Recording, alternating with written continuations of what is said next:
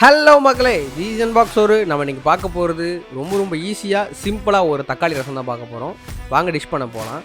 ஒரு பவுலில் தக்காளி 2 எடுத்துருக்கேன். நான் மீடியம் சைஸ் தக்காளி நல்லா பழுத்த பழமாக எடுத்து வச்சுருக்கேன். நல்லா கட் பண்ணி ஃபைனாக எடுத்து வச்சுருக்கேன். இந்த ஸ்டேஜில் நம்ம 1 ஸ்பூன் மஞ்சள் தூள் போட்டுட்டு 1 ஸ்பூன் பெருங்காயம் சேர்த்துக்கிறோம். பெருங்காயம் எந்த அளவுக்கு சேர்க்குறோமோ அந்தளவுக்கு ரசம் ரொம்ப ருசியாக இருக்கும், சீக்கிரம் ஜீரணமாகும். ரசப்பொடி ஒரு 2 டேபிள் ஸ்பூன் போட்டிருக்கேன். கண்டிப்பாக ரசப்பொடி போட்டணும், அப்போ தான் ருசியாக இருக்கும் ரசம். அப்படி நீங்கள் என்ன பண்ணுறீங்க, லைக் ஷேர் சப்ஸ்கிரைப் பண்ணிடுங்க. அப்போ தான் நாங்கள் போடுற வீடியோ சீக்கிரம் உங்களுக்கு ஃபீல்டில் வந்துக்கிட்டே இருக்கும்.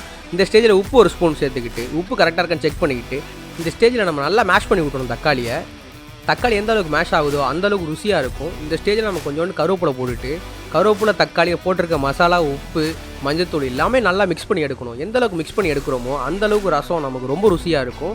ரசம் இந்த மிக்ஸ் பண்ணுறதெல்லாம் இருக்குது எல்லாமே. எந்த அளவுக்கு நம்ம மிக்ஸ் பண்ணி எடுக்கிறோமோ அந்தளவுக்கு ரசம் நல்லா பதமாக கிடைக்கும். புளி கரைசல் சேர்த்துக்க போகிற இந்த ஸ்டேஜில் ஒரு 1/2 லெமன் சைஸ் உள்ள புளி தான் எடுத்திருக்கேன் நான். பிகாஸ் இது தக்காளி ரசம், புளி கம்மியாக சேர்த்தா போதும், நமக்கு தக்காளி ஃப்ளேவரும் சூப்பராக கிடைக்கும். பழுத்த தக்காளியாக இருந்தோம்னா 2 எடுத்தால் போதும், இல்லை கொஞ்சம் செங்காயாக இருக்குன்னா ஒரு 3-4 எடுத்துக்கோங்க. நல்லா கரைச்சி எடுத்துக்கணும். இந்த ஸ்டேஜில் நான் சக்கரை இப்போ சேர்த்துருக்கேன், நாட்டு சக்கரை 1 ஸ்பூன் சேர்த்துருக்கேன். இது எதுக்கு சேர்த்துருக்கேன்னா ஒரு நல்ல ருசி கொடுக்கும் நமக்கு.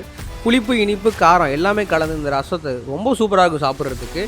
இப்போ நம்ம ரசம் தாளிக்க போகிறோம். 1 ஸ்பூன் நல்லெண்ணெய் ஊற்றிட்டு கடுகு கொஞ்சோண்டு போட்டுட்டு நம்ம ரசம் தாளித்து எடுத்துட வேண்டியதான். கடுகு பொறுத்ததுக்கு அப்புறமேட்டு தான் ரசம் தாளிக்கணும். இப்போ ரசம் தாளித்து எடுத்ததுக்கு அப்புறமேட்டு கரெக்டாக ஒரு 2-3 நிமிஷம் நீங்கள் ஒதுக்கி விட்டால் போதும்.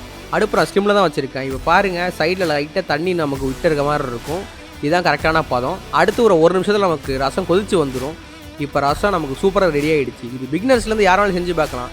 கண்டிப்பாக செஞ்சு பார்த்துட்டு உங்கள் ஃபீட்பேக் கமெண்ட் செக்ஷன் சொல்லுங்கள். பிகாஸ் உங்கள் எல்லாரோட ஃபீட்பேக் ரொம்ப முக்கியம். திஸ் இஸ் அன்பாக்ஸ் ஒரு. See you guys in new video. Like, share and subscribe. Bye bye.